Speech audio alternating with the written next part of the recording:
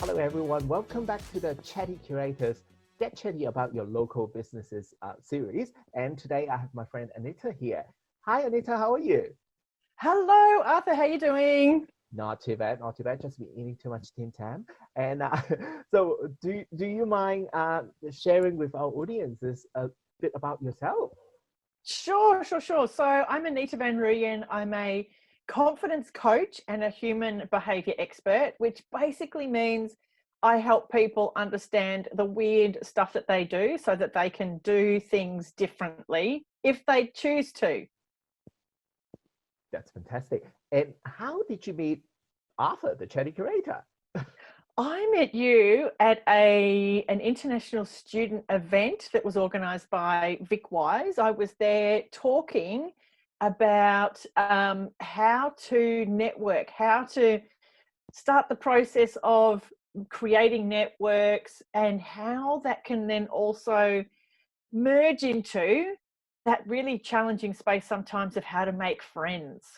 It is. It is. I think one of the biggest challenge is I work in social media, but then at the same time that it looks so easy, but then making friends is another question. You might have thousands of people connected to you or liking your photos on Instagram, but then if you're not actually communicating with other people with confidence and with personality, if you may, then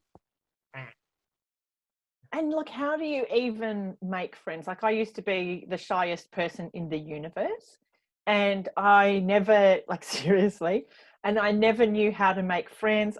Yes, seriously, I struggled to make friends, know how to start conversations. I had so much like internal judgment and stuff going on that it stopped me from just even initiating conversations with people. So that's how we met, was at a Vic Wise event, helping international students with attending networks, helping them to feel more confident in just starting those conversations. And then we kind of merged it into how can you use these same skills to start making friends and networks with people that are just around you. it's amazing. What do you enjoy the most running your own business? Oh my God, there's so many things. I think the one that I love the most is the flexibility and the like. I love being able to work at the times that I want to. That's one.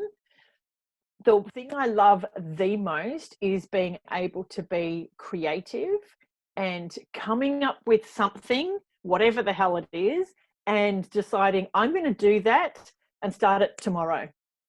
And without having to go, like, I've worked in government, I've worked in corporates, I've worked in all kinds of organizations where there's just red tape, approval. And I am my boss, right? Like, I think we're all our own boss, but like in my business, I am my boss. If I want to do something and give it a try, I do it. It's just done. There you go. And that is one of the most joyful things ever. Just wondering, how did the recession and COVID-19 affected yourself and your business? Well, look, initially it really impacted it hugely. I was working with a lot of student accommodation providers, and they have taken massive hits. A lot of the students that were living there have gone home. In Melbourne, there's normally around 250,000 international students. At the moment, there's closer to like 120,000. So the student accommodation providers have all like significantly been impacted. So that impacts my work because I was going there and helping their students. So it kind of went, took an absolute dive. But, you know, on that same topic of networks, because I had networks with a number of different organisations and groups and people, I've really been able to turn things around. I'm now doing a lot of work with the likes of Study Melbourne, Study Adelaide, and other organisations that are still there, still supporting international students. And, you know, with COVID-19, there has been some challenges that I think have always been kind of under the surface for international students that, I mean, for humans really, that COVID-19 has kind of compressed and magnified at the same time. It really is. Can you share one top tip for young people or to like international student or creative people that who are starting out, who are in this stage that, you know, I would imagine many of them would be like, oh my God, what my future would be like. What would be your top tip for them? It can be more than one. Okay. I think the top tip, my mum, I was over at my store, I saw my mum the other day, and she said, you know, I was thinking about something the other day, and it's about being bold.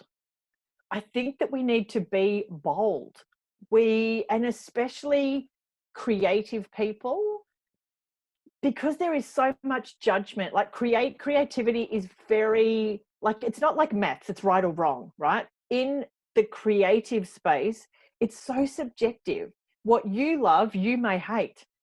And I think it's really easy for people in the creative space to get one piece of feedback that is like, oh, really? And ignore the 50 other people that loved it, or ignore their own self that says, you know what, I love what I've just done, like what I've created, I'm so proud of. And that space is a really, and look, it's the reason why, like, create people that are in the creative industries, students that are in the creative space, their levels of stress, anxiety, all those kind of family of things is much more significantly high than everybody else's. And it's because if you're a mathematician, the answer is right or wrong. It's black and white. In the creative space, there is more than 50 shades of grey. Right? There is like a million different shades of grey. Some people like it, some people don't, whatever.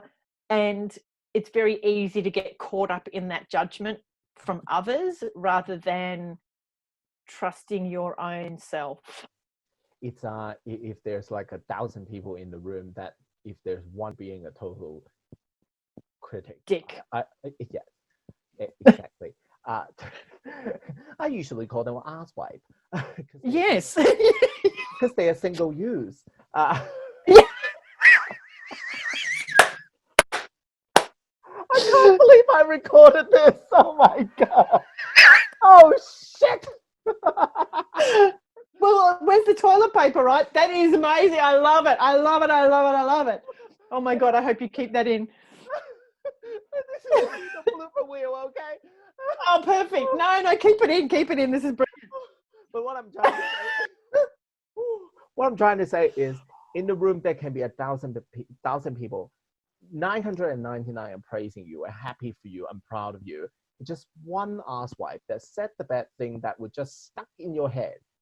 And I think interesting that, just like you mentioned, it's time for your heart to come out and just, you know, follow love, follow instinct, follow, you know, it is, yeah. Yes, follow what is right for you, because your path is your path. It's not anybody else's path. It's not your mum's path, your dad's path, your friend's path. Your path is your path. And when you follow your heart in your path, then it creates this space of life that is magnetic, that is joyful, that is full of contentment, that is full of all of these amazing words and feelings. And it's open for all of us. But we stare at that one person in the room that's gone, don't think so. Thank you so much, Anita, for taking part in this Get Chatty about your local businesses series. And do you mind if someone's looking for some help with the coaching or the confidence help, and such as, how are they going to find you? Sure. So they can contact me at anitavanruyan.com. I'm sure you'll put a link somewhere. And, you know, on Instagram and Facebook and all those social media kind of channels, all the jazz, because, you know, you've got to be everywhere, right? And the other place is, I created a couple of online courses specifically for people who are struggling with stuff around COVID. Mental well-being stuff. I don't even like to use that word because mental everything. On a website called social-wellbeing.com, and There may or may not be daggy dancing at the end of every 15-minute lesson. There totally is. There is, because dancing just helps with everything, right? So so there's a bunch of different ways that people can connect. That's wonderful. And I'll make sure that to put all the link underneath this video and on the blog post and of course on all the social media posts. But look, thank you so much. I really appreciate your time and it's amazing. And once again, let's do it again. Let's do it again. Thank you, Arthur. This has just been such a joyful amount of time that I've got to spend with you. So thank you, because you've helped me remember a whole bunch of lessons that I've learned over the long time that I've been alive. And that's a blessing for me too, to be able to bring these things back. It also helps me a lot. So thank you.